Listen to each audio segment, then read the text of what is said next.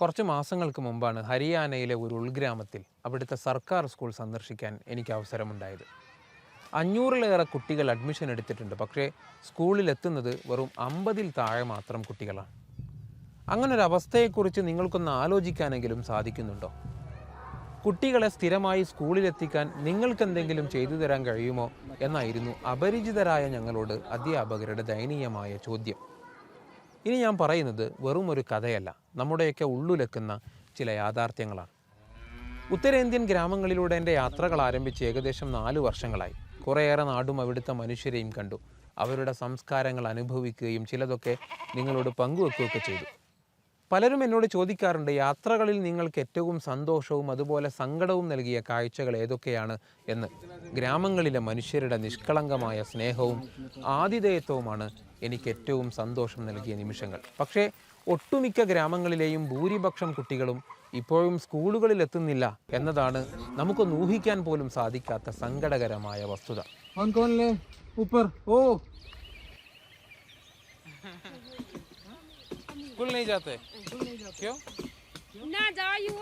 കൃഷിയിടങ്ങളിൽ നിന്നും മറ്റും കിട്ടുന്ന 10-20 രൂപയ്ക്ക് വേണ്ടി പഠനം തന്നെ ഉപേക്ഷിച്ചവർ, ഈ പണം കൂടി സ്വരുക്കൂട്ടി ഓരോ ദിവസത്തെയും അന്നത്തിന് വഴി കണ്ടെത്തുന്ന രക്ഷിതാക്കൾ, അനന്തരഫലമോ സ്വന്തം പേരോ നാടോ തങ്ങളുടെ മാതൃഭാഷയിൽ പോലും എഴുതാൻ അറിയാത്ത യുവാക്കൾ.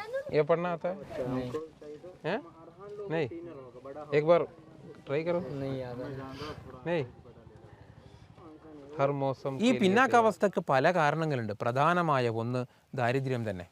ടാർപ്പായ വലിച്ചു കെട്ടിയ ചെറുകൂരകളിലും ചോർന്നൊലിക്കുന്ന മൺവീടുകളിലുമൊക്കെ കഴിയുന്ന മനുഷ്യർക്ക് ഇവിടെ വിദ്യാഭ്യാസത്തെക്കുറിച്ച് ചിന്തിക്കാൻ സമയം? അവരുടെ പ്രഥമ പരിഗണന അന്നേക്കുള്ള ഭക്ഷണം മാത്രമാണ്. ഈ അടുത്തൊരു വീട്ടിൽ പോയി. 3 മക്കളുണ്ട്. മൂത്തയാൾക്ക് 9ാം ക്ലാസ്സിലെത്തേണ്ട പ്രായമായി, ഇളയയാൾക്ക് 4ാം ക്ലാസ്സിലും. പക്ഷേ 3 പേരും ഇന്നുവരെ സ്കൂളിൽ പോയിട്ടില്ല. कौन सी क्लास में पढ़ते हैं? नहीं पढ़ते? अभी तक स्कूल नहीं गए? കുട്ടികളെ ഒന്ന് സ്കൂളിലേക്ക് അയച്ചൂടെ എന്ന് പറഞ്ഞപ്പോൾ അവർ കൂടി ജോലിക്ക് പോയില്ലെങ്കിൽ ഞങ്ങൾ എങ്ങനെ ജീവിക്കും ഉസ്താദേ എന്നായിരുന്നു മറുപടി. എനിക്കുത്തരമില്ലാതായിപ്പോയത്. എൻ്റെ കണ്ണുകൾ അറിയാതെ നിറഞ്ഞത് ഈ കാഴ്ചകളൊക്കെ കണ്ടാണ്. സമൂഹത്തിൽ നിന്നും അരികുവൽക്കരിക്കപ്പെട്ട ഇത്തരം കുട്ടികളുടെ കൈപിടിക്കണം, അവരെ വിദ്യാഭ്യാസത്തിലേക്ക് വഴി നടത്തണം. എൻ്റെ യാത്രകളുടെ സന്തോഷം അത്തരം മനുഷ്യരിലേക്ക് കൂടി പകരണം.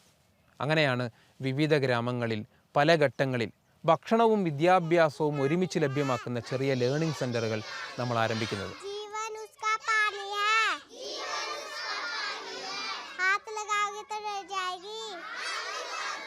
സമീപത്തെ സർക്കാർ സ്കൂളുകളിലേക്ക് ഈ കുട്ടികളെ എത്തിക്കുക എന്നതായിരുന്നു ഇതിൻ്റെ ലക്ഷ്യം. നിരവധി കുട്ടികളെ അങ്ങനെ എത്തിക്കുകയും ചെയ്തു. പക്ഷേ പ്രാഥമിക സംവിധാനങ്ങളോ മികച്ച പഠന രീതികളോ ഇല്ലാത്ത സർക്കാർ സ്കൂളുകളാണ് പലയിടത്തും ഉള്ളത്.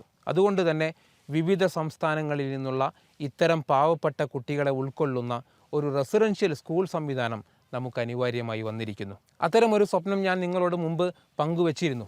കഴിഞ്ഞ കുറച്ച് മാസങ്ങളായി അതിന് യോജിച്ചൊരു സ്ഥലം കണ്ടെത്താനുള്ള ശ്രമത്തിലായിരുന്നു. അൽഹംദുലില്ലാ, ഹരിയാനയിലെ സുഡാക്കയിൽ ആന്താക്ക ഗ്രാമത്തിൽ അനുയോജ്യമായ ഒരു 3 ഏക്കർ സ്ഥലം നാം വാങ്ങിയിരിക്കുന്നു എന്ന സന്തോഷം നിങ്ങളെ അറിയിക്കുകയാണ്. സുക്കൂൻ എജു വില്ലേജ് ഏകദേശം 600 കുട്ടികൾക്ക് താമസിച്ചു പഠിക്കാനും സമീപ ഗ്രാമങ്ങളിലെ കുട്ടികൾക്ക് ദിനേന വന്നു പഠിക്കാനുമായി ശാന്തമായ ഒരു അന്തരീക്ഷമുള്ള ഒരു വൈജ്ഞാനിക ഗ്രാമമാണ് ആദ്യഘട്ടത്തിൽ നാം പദ്ധതിയിടുന്നത്. CBSE സ്കൂൾ സംവിധാനവും ശേഷം കുട്ടികളുടെ കഴിവിനനുസരിച്ച് തൊഴിലധിഷ്ഠിത വിദ്യാഭ്യാസവും ലഭ്യമാക്കി സമൂഹത്തിൻ്റെ മുഖ്യധാരയിലേക്ക് അവരെ കൊണ്ടുവരിക എന്നതാണ് ലക്ഷ്യം. സ്വപ്നം വളരെ വലുതാണ്. പക്ഷേ നമ്മൾ ഒരുമിച്ചാൽ അനായാസം സാധ്യമാകും എന്നെനിക്കുറപ്പുണ്ട്.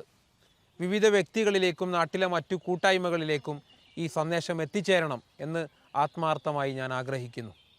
നിറവും മധുരവും സൗരഭ്യവുമുള്ള നല്ലൊരു ഭാവി ഈ പുതിയ തലമുറക്ക് സമ്മാനിക്കാൻ 1 സ്ക്വയർ ഫീറ്റോ അല്ലെങ്കിൽ നിങ്ങൾക്ക് സാധിക്കുന്നത് എത്രയാണോ അത് നൽകി ഈ സംരംഭത്തോടൊപ്പം എപ്പോഴും നിങ്ങളുണ്ടാകണം.